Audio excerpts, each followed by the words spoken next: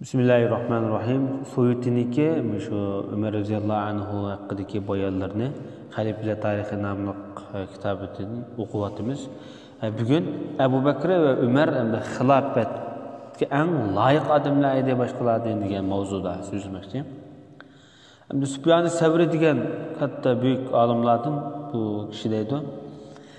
Ali radhiyallahu anhu Ebu Bekir Ömer'den hilafetke naitbek layıktı deb o'ylasa bir adam.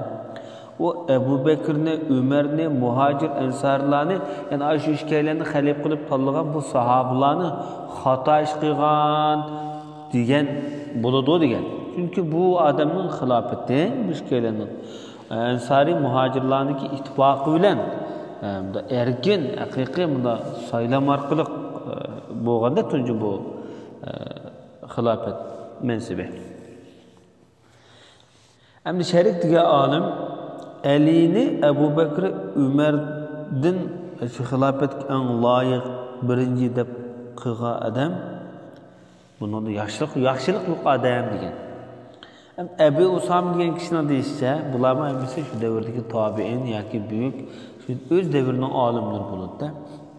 Ebu Bekir Ömer degan kimni bilamsizlar? Ular islomning dadisi va onasi deb bunda javob berdi. Ja'far as-Sadiq bu Şiyalar bek hürmetlaydigan o'zinki shu peshvoz qatorida sanaydigan imomlardan biri. Lekin bu kishi shu payg'ambar jamoatidan ham aynı. Men deydi bu adam Ebu Bekir ve Ömer'ni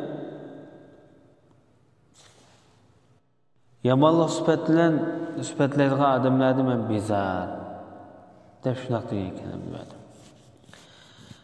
Ondan başka Ömer radhiyallahu anhu'nunki bir kısım muvaffaqiyatları desek mi oldu? Yoki Ömer radhiyallahu anhu'nunki Kur'an-ı Kerim'deki bir kısım nazil olan ayetler bilen bir düşüncesiniki bir o'xshashlik haqidagi mavzular.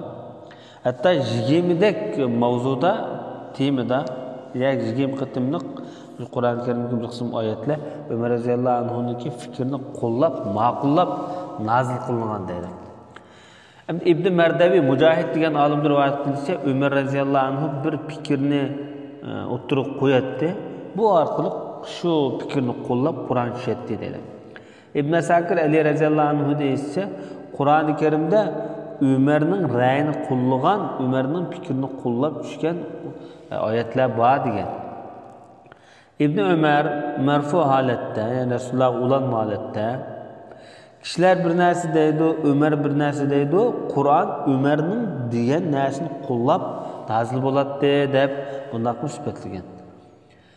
Hamda Ömer radhiyallahu anhu o'zining deyishicha, men Parvardigorim bilan 3 qitim bir o'xshashlikda bo'lgan dedi. Hamda Imom Buxoriy Muslim Ömer radhiyallahu anhu deyishicha, Ömer radhiyallahu anhu o'zida eng sahih hadis ekan. Imom Muslim Buxoriy rivoyat qilgan. Men Allah bilan 3 meselede o'xshash qarashda bo'lgan dedi. Dedim ya Rasululloh, bir maqom İbrahimni bir namoz o'qiydigan yaqisa, Mekkadagi Ka'badagi shu İbrahim alayhisolamning maqomining oqisida shu joyda bir 2 rakat namoz o'qiydigan bir o'rin qilib odat qilsak demoqchida. Shu vaqtida Alloh taolo Qur'oni Karimda "Vattaxidu min maqomi İbrahim musalla" dedi. Yani sizler şu maqam İbrahim'de namaz okuyduğun joy tutunlar degan bo'ldi. Şuna tavaf qilgandan keyin shu yerda 2 rakat namoz o'qish sunnat. Yani bu shu ma'qullab tushgan hamda. Dedim men undan boshqa ya Rasululloh, sizning ayollaringizga qilgan yaxshi odammi, yomon odammi kirdigan? Ular bir hijobni vasib etgan dedi. Bu vaqtda yana bu hijoblanmagan ayollar shu Medine'de mush Peygamberimiz hicret qilib, xili kunlargachilik bu hijob taqa ayet tushmagan. Rasulullohning ayollarininki shu Uhud g'azotlarida hatto mush belaklar uchoq mush holatda xizmat qilganda shu vaqtda oyat hijob tushgan deydi. Rasulullohning ayollari hammasi Ömerga qarata bir kundashlik qilgan bular. Shunda bizning ishimiz ordish oldi degandek mazmunlarda. Şu vaqt dedim deydi. Parvardigorim Agar payg'ambarimiz sizlarni taloq qilaversa, Alloh taolo sizlardan yaxshi ayollarni berdi Rasulullohga deb shunardim dedi shular javoban. O kundashlik bir xil hamma ayolniki norozilik bo'lgandan keyin ba'zi masalalar. Shu vaqtida shu oyatni mush mazmunda oyat tushganda, sur tahrimda o deymiz, sur taloqmi shu oyat tushgan. İmam Müslim Ömer radhiyallohu anhu rivoyat qilishcha, Parvardigorimga men 3 masalada o'xshashlikqa ega. Hijob masalasida, Badr asrlari haqida, Ibrohim alayhissalomniki o'rni bo'lgan maqom Ibrohimni namoz o'qish masalasida. Bu hadisda yana bir 4-xislatni bayon qilingan debdi. U bo'lsa Badr asrlari. Hamda Mezzining Tahzib nomli kitobida Mezzi degan kim degan vaqtda o'zi Damashqda o'tgan Mezziya degan Damashqniki sirtiroq bir yezninki ismi asli Mezzi degan. Bu odamlar katta buyuk hadisshunos olimlardan. Bizga mashhur bo'lgan Ibn Kasirninki qayntisi bo'ldi. Mush odamning qizi Ibn Kasir rahmatullohi alayhi. Bu odamninki mashhur kitoblarini aytib ko'p, Tahzib degan kitoblar va Tahzibul Kamal degandek. Qur'oni Karim hamda Umarninki qo'llashida yoki Umarning fikriga uyg'un holatda tushgan o'rinlardan Badr asrlari, hijob masalasi, Ibrohim alayhissalomniki maqomida namoz o'qish masalasi, aroqni harom qilish masalasi. Ma'noda men bir ziyod qilibdi. Yani buningda 5-xislat bayon qildida, Sunan Mustadrak Hakim nomli kitoblarda payg'ambar Umar roziyallohu anhu davomli duo qilayotganda, ey Alloh, bizga bu haromda bir to'liq bir qanoatlik bir bayon bergin degan vaqtida shu aroqniki harom qilinishiga munosib oyatlar tushgan. Ba'zi rivoyatlarda Umar roziyallohu anhu men Parvardigorim bilan 3 o'rinda o'xshashlik ega deb nima deganki, Ibn Abi Hatim o'zining tafsir nomli kitobida Anas roziyallohu anhu rivoyat qilsa, Umar mundaq deydi dedi. Parvardigorim bilan men 4 o'rinda muvofiq kelganim, o'xshashlik ega. Yani benim sözümü qo'llab tushgan degan. Bu oyat tushgan masalan insonni laydim yaratdik degan oyat bu oyat tushgan vaqtida dedim men o'zamamda Tabarakallahu ahsanul xaliqin degan so'zni men dedim bu yerda. Alloh taolo eng yaxshi yaratuvchidir desam, oxirida shu oyatning oxirida Fatabarakallahu ahsanul xaliqin degan bu oyat to'liqlama tushgan dedi. Bu hadise yani 6-xislatni bayon qilganda yuqoridan sanovatini bir. Hamda Ibn Abbosning yana bir hadisda Tafsir Musnad nomli kitobda bu to'g'riliq mazmunlar bor, shunga murojaat qilsak bo'ldi. Hamda munofiqlarningki kattasi bo'lgan Abdullah ibn Ubay masalasida Umarningki so'zni Alloh taolo ma'qullab bir oyat tushgan. Masalan, Abi Abdullah Shaybonining Fazailni Imomay nomli kitobida qarashimcha Umar roziyallohu anhu Qur'on 21 o'rinda Alloh taolo bilan o'xshash fikrda bo'lgan ekan. Yoki Alloh Umarning fikrini to'liqlab yoki qo'llab oyat tushgan ekanda. Bu 6sini bayon qilib, boshqa 6si o'tdi. Ma 7-si men dedim. Ma Abdullahning qisi 7-si. Abdullah ibn Ubayning masalasida sahih rivoyatda deyishcha, Abdullah ibn Ubay bu shu munofiqlarning kattasi bu o'lib ketgan vaqtda payg'ambar sollallohu alayhi vasallamni namoz o'qitishga chaqiribdi. Mana mayit namoz o'qsin. Rasululloh kelib, shuniki shu maydisi turda tug'an vaqtida Rasululloh qo'pqa vaqtida men shu maydisi turib oldim deydi, shu munofiqniki. Dedim, ya Rasululloh, bu Allohning eng katta dushmani bu Abdullah ibn Ubay degan. Falonni manda degan, pustonni manda degan deb sanab chiqdim dedi. Azbiroy Xudo ozroq vaqt o'tmaylam shu munofiqlardan o'lganlarga namoz o'qimag'in degan oyat tushdi dedi.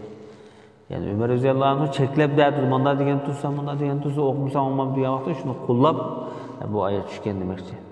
Endi Umarning roziyallohu anhuniki xilma-xil masalalarda yana bir fikr birdaglik ega vahiy shu o'zining ko'z qarashini to'liqlab, ma'qullab tushgan masalalarni to'nishib chiqaylik.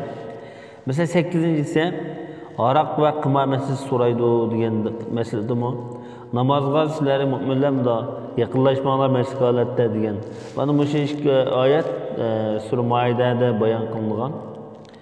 Bu bir xislat hamda aroqning bosqichliq cheklanishida hamda Üçüncüsü hem yukarı hadis avaylıqı Allah şu to'liq bir bayan bergan aroq haqida degan shu. Demak, bu aroqni harom qilinish masalasi ham shu Umarniki fikrdan yoki Umarning fikrini qo'llab tushgan hamda. Payg'ambar 10-si Payg'ambar sollallohu alayhi vasallam bir bilik kishilarga istig'forni da'vaga vaqtida Umar roziyallohu anhu savavun alayhim deb qo'yganda, ularga mayli qilsam, qilmasam istig'for aytsam degan. Shu vaqtda Alloh taolo ularga istig'for aytsam, aytmasam degan mazmun oyat tushirgan. Buni tafsiriga murojaat qilmasin. Müşahideki savavun alayhim degan kelime shu Umarniki so'zi. Shuni Alloh taolo Qur'oni Karimda Umarning so'zining o'zini aşağıda temsil süptüde idavatında bu yani qo'llash süptüde. Bunu Abdullah ibn Abbas'ın Tabrani'deki alim rivayet kılgan idi deydi o Jalaliddin Suyuti. 11. mesele Peygamber sallallahu aleyhi ve sellem Bedir'e çıkış meselesi sahabalarla meselesi olan vaxtda Ömer çıkay deydigan. Şu vaxtda Perverdigarın seni uyundan haq bilan çıqaga vaxtida deb Bedir'e çıqaga vaxtında Allah Taala süpetle Peygamberimizin altına. Muşta degan. Demek Ömer'ninki şu çıkış nisbeten bergen fikrini Allah Teala'mı kuylayvatır bu yerda, maqtavatır. O ikinci meselede sahabeler hem de şu Resulullah'ınki ayali Ayşe radhiyallahu anha böhten töhmet uçurgan vaxtida mesele soğan. Ömer radhiyallahu anh şu vaxtida Peygamberimizge fikir verip ya Resulullah bu Ayşe'ni sana kim etbergen degan vaxtda Allah etbergen dese Perverdigarım seninki şu özünü qarqılıdığan, sende bir narsa yoşurduğan avvallı bulanmı da işte uylamsa degende Subhanallah, yani Subhaneke hada buhtanun azim. İşte uylamsa bu çoğun bir buhtan ya Resulallah, Allah ayıplı sandı pak degen vaxtida. Aymışı ma'qullab yani Ayşe'ni aqlab ayet düşkende. 12. meselede mi yana Ömer radhiyallahu anhu'nunki fikrini yaqlıgan holatda ayet düşken. Ramazanda mesela ayollar şu kechasi uyg'onib hamda bir yerda bo'lib qolibdi ayollik munosabat. Shu vaqtida islomiyatning dastlabki bosqichida harom ekan bu kechda ayollik munosabat qilish, kunduzga o'xshash. Shu vaqtida uhillalakum laylatas siyam. Endi Ramazon kechalarida ayollar bilan bir yerda bo'lish halol deb Umar roziyallohu anhu'niki mush qilmishini Alloh taolo bunda musulmonlar uchun bir ochiqlama, bir osonlik tuydirishga yo'l ochib bu so'zni ham Imom Ahmad o'zi Musnad Ahmad nomli kitobida chiqargan. Undan boshqa masalan kimki Jibrilga dushman bo'lsa degan oyatmi Umarningki so'zni ma'qullab, qo'llab tushgan. Masalan Ibn Jarir at-Tabari mashhur hadisshunos, tafsirshunos, hadisshunos. Undan boshqa olimlar bir necha yo'llarda rivoyat qilinishicha, buni eng yaqini bu qo'llashga nisbatan Ibn Abi Hatim Abdurrahman ibn Abi Laylo'da rivoyat qilinishicha bir Yahudiga Umar uchishib debdiki o Yahudi. Bu sizlarniki bu Qur'onda zikr qilinayotgan yoki do'stonlar bizning dushmanimiz doğru dedi. O bo'lsa Jibril. Jibril bizning dushmanimiz debdi-da Umar roziyallohu anhu kim Allohga, farishtalarga, payg'ambarlarga, Jibrilga, Mikailga dushman bo'lsa, Alloh uni kofirlarning dushmanidir degan. Mushta deganda, bu oyatning o'zi Umarning tili bo'yicha tushgan dedi. Keyin bu oyat şu Hazır Ömer Yahudiga bergan javobning o'zi oyatlab tushganimda. Bu bir muvaffaqiyat, bir g'alaba, ya'ni Umar bilan Xudoning Umarni qo'llash yo'lidir bu. 15-ci o'rtoqlik Estaizu billah fala va robbika la yu'minun. Parvardigoringning nomi bilan qasamki ular mu'min emas degan oyat haqida. Suyuti deydi bu so'zni bu vaqalikni Ibn Abi Hatim Ibn Mardavi Abil Aswad degan kishi rivoyat qilib deydi. Shikoda Rasulullohning qishiga da'vo qilib kelibdi-da, bir-biriga jidal majro qilib, bir narsani el qilib qo'yish haqida. Rasululloh o'sha ikki orasida bir taraf qilib pichib qo'yapti. Shular zinaga pichilgan odam biz Umarning qishig'i bormas deb Umarning qishig'iga kelibdi o'sha kishi. Rasulullohning hukmini qabul qilmaydi. Şundan o adam debdi Peygamber sallallahu aleyhi ve sellem mening foydamga, mening zinaga manda hukm qildi deb boshqa da'vogarning birisi degandan keyin shundan bu biz Umarning qishig'i borayli deb turib oldi debdi. Deganki shunda dedim-o debdi-da Umar. Ha deganki Umar to'xtab turinglar, hozir qishinglar chiqimi to'xtab turinglar deb uyga chirkitib, qilichini ilib Ömer'nin kışık barayla degenlik beşin kallasın üzüp tutaşlaptı. Şoňla ýene birisi kenigi çikinip Peygamberden kışık berip depdi, "Ya Resulallah, bu Ömer meniki davagar dostumni öldürüp etdi" degen wagtda Ömer mümin adamni öldürekçe cüret kılmaydı. Ömer müminni öldüremeydi degen. Şoňla Allah Taala "Fela ve rabbike la yu'minun." Olar seninki hükmüne bir sellemler de haqiqi boysunmaçlyk mümin emesige ayet şu wagt düşken dedi.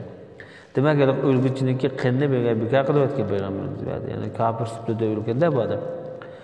Ömerni şu ölümden halas kılgan, yani kısas berilmegen bir ýerde. Bu hadisdeki nurgun şahitler var, mevsul aletde, ulanma aletde. Bunu Tefsirul Musnad namlı kitapta bayan kılıngan dedi. Yani bu müracaatga qaytiş üçün, tıxım köprek mezmunga eriş üçün Ed-Durrul Mansur degan soýutynyňki tefsirine müracaat kılsaň boldu. 16-njy gollaş emde öýe kirgen wagt ruhsat suraş. Mesela Ömer radıyallahu anhu uxlap atgan wagtda özüňki bir kule emde hizmetçisi kiripdi-de öýüsini alam, işini çekmeýän. Şeýlendikin wagtda o edep ahlakly ýok eken. "Ey Allah, bu öýe kirişni haram kılgan, ruhsatsız kirişni" diýen şu wagtda işki çekeş ruhsat suraş aýat düşken. 17-nji mesele Yahudiler hakkındaki okşaşlığı. Onların ayette töhmetxo insanlardır diyen Yahudiler. Allah Teala bunu maqullap Yahudilerin bir töhmetxor adam ekenligi mezmunda ayet düşüyor. 18-nji qollaş Allah tarafından. Estaizu billah, sullatun minel evvelin ve sullatun minel ahirin. Burunqilardan bir grup, ahirqilardan bir grup, yani devzah kirdi degan mezmundagi ayet. Şu wagtda hamda soýutda dedi bu ayetninki mezmunny, şu sebäbini İbn Sakir özüň Taryh namly kitabynda Jabir ibn Abdullah'dan bayan kılıp ötken dedi. Esli bu ayet sullatun minel evvelin, burunqilardan bir grup ve qalilun minel ahirin kende. Yani keyinkilerden bir azraq bir cennet kirdi degan mezmunda. Şu wagtda sahabalar qaygurganken, hatta Ömer radıyallahu anh Resulullah'ın qışık kelip, "Ya Resulallah, bu burunq ümmetlerden çok jyk adam kirse, keyinki ümmetlerden az adam kirse biz qanday qylmaýys?" degan wagtda jyklap Resulullah'ın qışık kelgen. Şu wagtda burunqlardan bir grup, keyinkilerden bir grup, yani taňmy-taň bütün adam İslamda tartip Resulullah'ın zamansız bolgan ümmetten bir grup cennet kirse, Resulullah'ın ümmetinden yani bir grup. Yani demek bütün insanlar bir pellede, Resulullah'ın ümmeti bir pellede canlıvatıda bir cennet girişte. Bu mu Ömer'ninki muvaffakiyetlerden biri?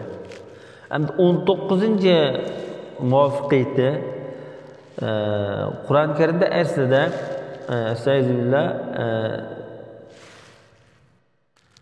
mesela qir adam bilen qir ayol zina qilib qolsa degan oyat bor. Bu oyatni mansukh bo'lib ketgan, Qur'ondan o'chirilib ketgan. Bu Xudoning amri bilan o'chirilgan. Bu oyatning o'chirilishidimi Umarniki roli bor dedi. Endi 20-nji muvaffaqiyatda Uhud kuni Abu Sufyan qavmning ichida paloni bormi degan vaqtda javob bermaydi ya Rasululloh degandikin Umar shu gap degandikin payg'ambarimiz ma'qul deganda javob bermagan. Bu haqidagi qissa o'ziniki Imom Ahmadniki Musnad nomli kitobida murojaat qilinsa bo'ldi. Yoki mush kitobniki oshiyasida bor, ostida. Chunki Abu Sufyan Uhud kuni shu Uhuddan qaytganda Muhammad bormi, Abu Bakr bormi deb to'laganda Umar ya Rasululloh javob bermaydi deganki bo'ladi degan. Rasululloh hech kim javob bergil unamagan. 3-nji qatim, 4-nji qatimda Hubal Yassun Hubal deb shu butning ismini degan vaqtida shu vaqtida Umar Allohu a'la va ajal, Alloh eng ustundur, eng ulug'dur deb va'dalik chidayolmay sherik aqidaga qarshi shu javobni bergan. Shu qissa shu. Bunun ham to'liqlama qilib Osman ibn Said ad-Darimi Jahmiyya aqidasi kishilarga raddiya nomli kitobida Ibn Shahab Salim ibn Abdullahning yo'lida rivoyat qilib Ka'bul Ahbar mundaq degan ekan.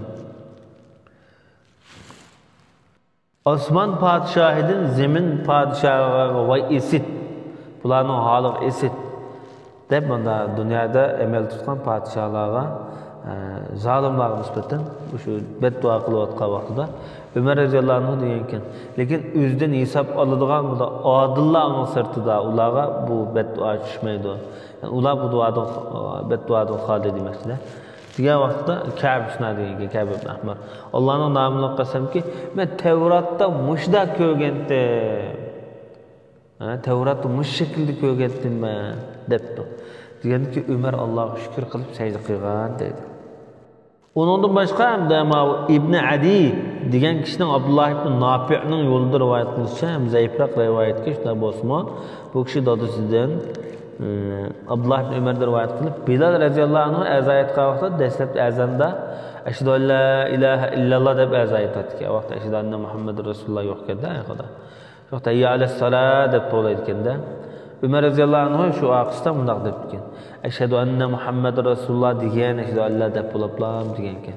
Payg'ambarimiz shu vaqtda Bilalga Umar degandek degan deb shunday tavsiya qilgan. Demak, o'sha ashhadu anna Muhammadur rasululloh degan kalimasi Umarning tavsiyasi bilan ma'qullanib qo'shilgan deydi.